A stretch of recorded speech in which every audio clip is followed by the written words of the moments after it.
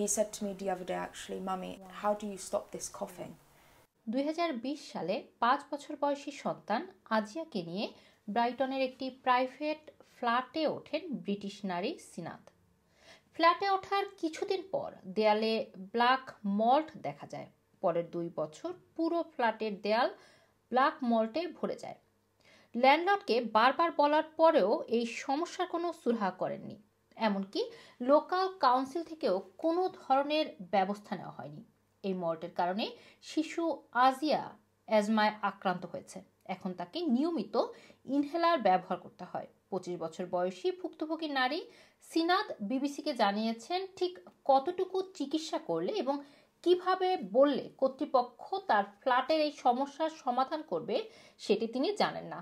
এদিকে শুধু সিনাদি নয়, তার মতো এমন অসংখ্য মানুষ এখন মল্ট সমস্যায় আক্রান্ত হয়ে অসুস্থ হয়ে যাচ্ছে। সরকারি পরিসংখ্যান অনুযায়ী 2023 সালে শুধুমাত্র ইংল্যান্ডে প্রায় 5 লাখ পরিবার সরাসরি মল্ট সমস্যায় আক্রান্ত ছিল। এই সংখ্যা প্রতিনিয়ত বাড়ছে। রাদারহামের আরেক কাপলের সাথে কথা হয় বিবিসির। এই কাপল গত 50 বছর ধরে একটি প্রাইভেট ফ্ল্যাটে রয়েছে। 82 বছর বয়সী ক্রিস্টিন ব্রাউন জানান, এই ফ্ল্যাট ব্ল্যাক মল্টে ছেয়ে গেছে, প্রতিটি কোণা মল্টে আক্রান্ত। ওয়ালপেপার দিয়ে ঢেকে দেওয়ার কয়েকদিন পর আবার মল্ট ফিরে আসতেছে। অবস্থা এতটাই খারাপ যে মাঝে মাঝে তার সাফোকেশন হয়, শ্বাসকষ্ট ভোগেন। ক্রিস্টিন ইতোমধ্যে হাঁপানি, এক্সিমা মতো এবং ক্রনিক অবস্ট্রাকটিভ এরকম নানান ডিজিজে ভুগছেন। তিনি মনে করেন এইরকম পরিবেশ থাকার কারণে তার এসব হেলথ ডিজিজ হচ্ছে। ফ্ল্যাটটি একটি বিলিয়নিয়ার পরিবারের মালিকাধীন। বারবার বললেও ল্যান্ডলর্ড মল্ট সমস্যার সমাধান করেননি। রয়্যাল কলেজ অফ জিপির চেয়ারম্যান কেমিলা জানান, মল্টের কারণে শ্বাসনালী বন্ধ হয়ে যায় এবং কাশি হয়।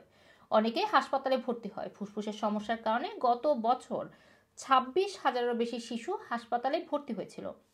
2020 সালে মল্টের কারণে 2 বছর বয়সী আওয়াব ইসাক নামের এক শিশুর মৃত্যুর পরে কনজারভেটিভ পার্টির সরকার ইংল্যান্ডের সোশ্যাল রেন্টাল সিস্টেমকে নিরাপদ করার আইন তৈরি করেন, কিন্তু আইনটি এখনও কার্যকর হয়নি।